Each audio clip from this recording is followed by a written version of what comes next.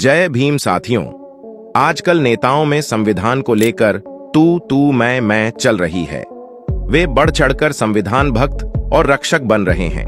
हालांकि उनकी बातों पर ध्यान देने से लगता है कि संविधान अपना राजनीतिक दबदबा बनाने के लिए एक शिगूफा भर है। संविधान की भावना या उससे अतिवादी रूप में जोड़ दी गई डॉक्टर आम्बेडकर की भावना की भी चिंता शायद ही किसी को है। असल में बहुत कम लोगों ने मूल संविधान और संशोधनों के उपरांत संविधान की विसंगतियों पर ध्यान दिया है। न ही संविधान सभा में हुई चर्चा के साथ आज की चर्चाओं की तुलना करके देखा है। ऐसा करने से पता चलेगा कि संविधान पर अपने अपने दावों में असल बातें खो गई हैं। अधिकांश लोग इस प्रसंग में अपने स्वार्थ साधने या अपना मतवाद थोपने में लगे हैं। इससे विभिन्न दलों और समुदायों के बीच अकारण मनमुटाव बढ़ता है। इसमें डॉक्टर आम्बेडकर को भी नाहक घसीटा जाता है। पूरे प्रसंग में ऐतिहासिक वास्तविकता उलटी और विचित्र जान पड़ती है। मूल संविधान ने भारत को नाम दिया था लोकतांत्रिक गणराज्य। उसे 25 वर्ष बाद बदलकर समाजवादी सेक्युलर लोकतांत्रिक गणराज्य कर दिया गया। इस तरह एक के बदले 3 उद्देश्य बना दिए गए, जबकि उस पंक्ति में तारीख पुरानी रहने दी गई कि आज तारीख 26 नवंबर 1949 को इस संविधान को अंगीकृत एवं आत्मार्पित करते हैं। मानो जो वसीयत केवल क को सारी संपत्ति देती थी, उसे वसीयतकर्ता के मरने के बाद क, ख और गा को देने में बदलकर वसीयत की तारीख और वसीयतकर्ता का नाम वहीं रहने दिया जाए। ऐसे मामले को दुनिया का हर न्यायाधीश स्पष्ट रूप से फ्रॉड कहेगा। इसके बावजूद आम लोग तो छोड़िए, सुप्रीम कोर्ट के कई वकील भी इस तथ्य से अनजान मिलते हैं कि सेक्युलर सोशलिस्ट शब्द मूल संविधान में नहीं थे। कारण यही है कि उद्देशिका का चरित्र परिवर्तित करके भी उस पंक्ति की तारीख अपरिवर्तित रखी गई। किसी भी कागजात में ऐसा करना जालसाजी कहा जाएगा, मगर इस विसंगति पर मौन रखकर 50 वर्षों से जनता को ही छला जा रहा है। भारतीय संविधान के साथ तिहरी विसंगति चल रही है। एक तो पहली ही पंक्ति में झूठा संदेश होना, दूसरे आम जन को भ्रमित करना और तीसरे डॉक्टर आम्बेडकर के साथ अन्याय। यह अन्याय भी अनेक स्तरों पर है। डॉक्टर आम्बेडकर ने कहा था कि वह इसमें लिखी बहुतेरी बातों के विरुद्ध थे, जिसे उन्होंने किसी लिपिक हैक की तरह लिखा। दूसरे, संविधान सभा की बहस में भी सेक्युलर और सोशलिस्ट शब्द जोड़ने का प्रस्ताव आया था, जिस पर विचार करके उसे खारिज किया गया था। यानी जो 2 उद्देश्य 25 साल बाद जबरन जोड़े गए, उन्हें आम्बेडकर समेत सभी बड़े नेताओं ने नामंजूर किया था।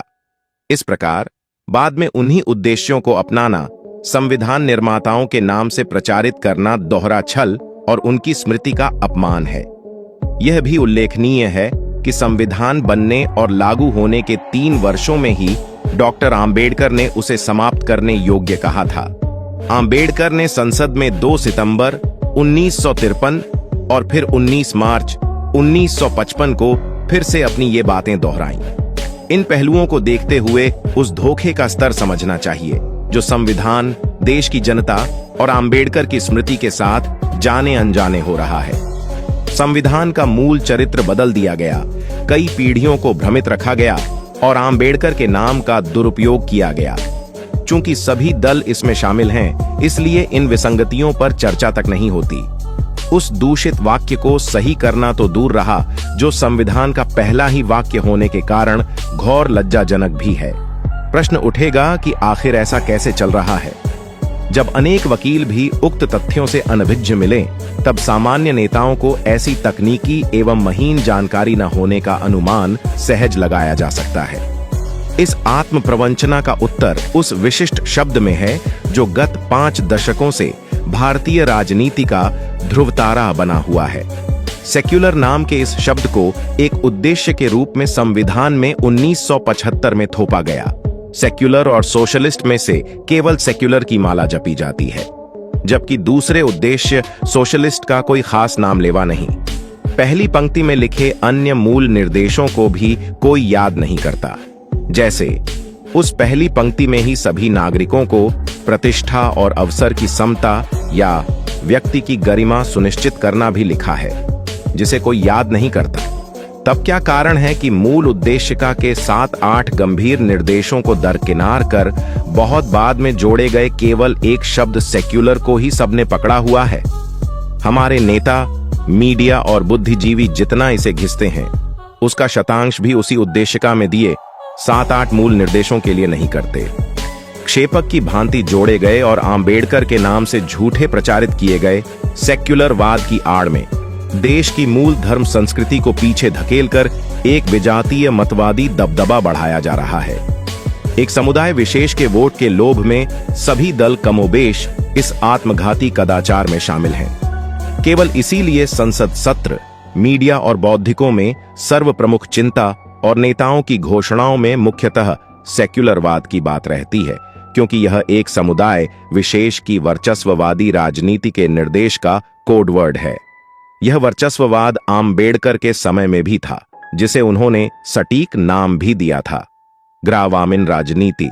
इसका अर्थ भी उन्होंने बताया था कि यह वंचित होने का ढोंग करके, शिकायतें कर करके अपना दबदबा बनाती है। वही राजनीति आज सेक्युलरिज्म की आड़ में चौतरफा हावी है। अधिकांश नेता और बुद्धिजीवी उससे ग्रस्त हैं, इसलिए सेक्युलर के सिवा किसी संवैधानिक या नैतिक मूल्य की उन्हें चिंता करते नहीं देखा जाता। इस प्रकार न केवल संविधान, देश के जनगण और डॉक्टर आंबेडकर के नाम के साथ अन्याय हो रहा है, बल्कि इस अन्याय को खत्म करने की आशा भी नहीं दिखती। सभी दलों के बीच संविधान मानो फुटबॉल की तरह खेलने और एक दूसरे को नीचा दिखाने के बहाने जैसी कोई चीज हो गई है, लेकिन उसकी मूल भावना और संविधान निर्माताओं की अपेक्षाएं दोनों उपेक्षित हैं। यह वास्तव में चिंताजनक है कि संविधान की मूल भावना, एक ऐसा दस्तावेज जिसे आकार देने में डॉक्टर B.R. अम्बेडकर ने महत्वपूर्ण भूमिका निभाई थी, को अनदेखा किया जाता है या अनदेखा किया जाता है। अम्बेडकर ने संविधान को प्रणालीगत असमानता को खत्म करने और न्याय, स्वतंत्रता, समानता और बंधुत्व पर आधारित समाज बनाने के साधन के रूप में देखा था। ये सिद्धांत केवल आकांक्षात्मक नहीं थे, बल्कि राष्ट्र के लिए प्रत्येक व्यक्ति, विशेष रूप से हाशिए पर पड़े लोगों की गरिमा और अधिकारों को बनाए रखने का आदेश था।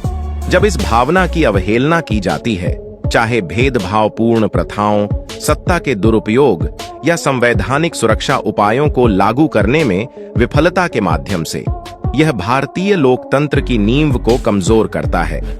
अंबेडकर ने खुद संविधान को कमजोर करने के खतरों और इसके मूल्यों की रक्षा के लिए निरंतर सतर्कता की आवश्यकता के बारे में चेतावनी दी थी। आपकी भावना कई लोगों की हताशा को प्रतिध्वनित करती है, जो संविधान के आदर्शों और उनके कार्यान्वयन के बीच अंतर देखते हैं। वकालत, शिक्षा और सामूहिक कार्रवाई समाज और संस्थानों को उनकी संवैधानिक जिम्मेदारियों की याद दिलाने के लिए महत्वपूर्ण उपकरण बने हुए हैं।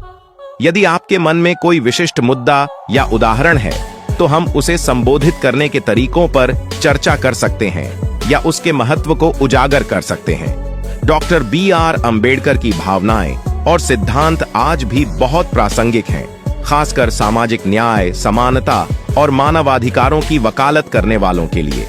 उनके जीवन के काम ने जड़ जमाए हुए जातिगत पदानुक्रमों को चुनौती देने और प्रणालीगत भेदभाव से लड़ने की नींव रखी। हालांकि कभी-कभी ऐसा लग सकता है कि उनके आदर्शों को दरकिनार कर दिया गया है, लेकिन कई व्यक्ति, समुदाय और आंदोलन उनके दृष्टिकोण से प्रेरणा लेते रहते हैं। अंबेडकर का स्वतंत्रता, समानता और बंधुत्व का दर्शन केवल एक भावना नहीं है, बल्कि कार्रवाई का एक ढांचा है और लोगों के लिए सभी क्षेत्रों में समावेशिता और न्याय सुनिश्चित करने के लिए उनकी शिक्षाओं पर फिर से विचार करना महत्वपूर्ण है। अगर आपको लगता है कि कोई विशेष घटना या कार्रवाई अंबेडकर के मूल्यों की अवहेलना कर रही है, तो क्या आप इस पर आगे चर्चा करना चाहेंगे? शायद ऐसे मुद्दों को संबोधित करने या जागरूकता लाने के तरीके हैं।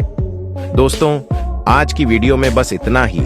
इस चैनल पर मैं सिर्फ बाबा साहेब के जीवन से जुड़ी छोटी बड़ी सभी जानकारी लेकर आता रहता हूं। यदि आप बाबा साहब को पसंद करते हो और इनके बारे में और अधिक जानना चाहते हो, तो हमारे अंबेडकर साहेब जी YouTube चैनल को सब्सक्राइब कर लें।